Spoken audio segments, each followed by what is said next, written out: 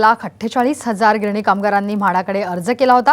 त्यापैकी केवळ 6,000 गिरणी कामगारांनाच म्हाडाच्या लॉटरीत घरं मिळाली आहेत। आता उरलेल्या 1,42,000 कामगारांपैकी जास्तीत जास्त गिरणी कामगारांना MMR रिजनमध्ये घरं उपलब्ध करून देण्याचा निर्णय मुख्यमंत्र्यांनी घेतलाय।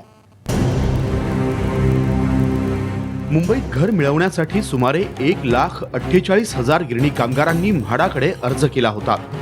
त्यापैकी केवळ 6,000 गिरणी कामगारांनाच म्हाडाच्या लॉटरीत घरं मिळाली आहेत। आता उरलेल्या 1,42,000 कामगारांपैकी जास्तीत जास्त गिरणी कामगारांना MMR रिजनमध्ये घरं उपलब्ध करून देण्याचा निर्णय मुख्यमंत्र्यांनी घेतलाय।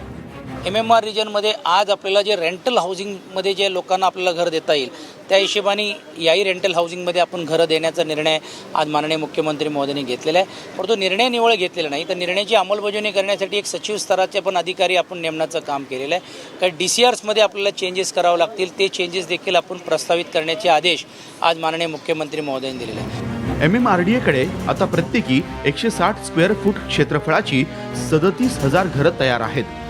160 स्क्वेअर फूट क्षेत्रफळाची 2 घरं एकत्र केली की 320 स्क्वेअर फुटाचं एक घर अशी 18,000 घरं त्वरित उपलब्ध होतील।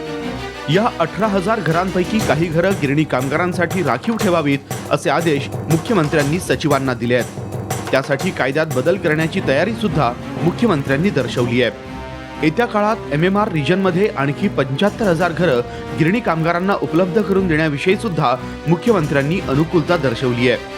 1 लाख जी बाकीची घरं MMRDच्या रिजनमध्ये बनणार आहेत त्याच्यापैकी 75,000 घरं ही गिरणी कामगारांसाठी उपलब्ध करण्यासाठी सरकार बांधिलकी आहे असं आज मुख्यमंत्र्यांनी सांगितलेलं आहे।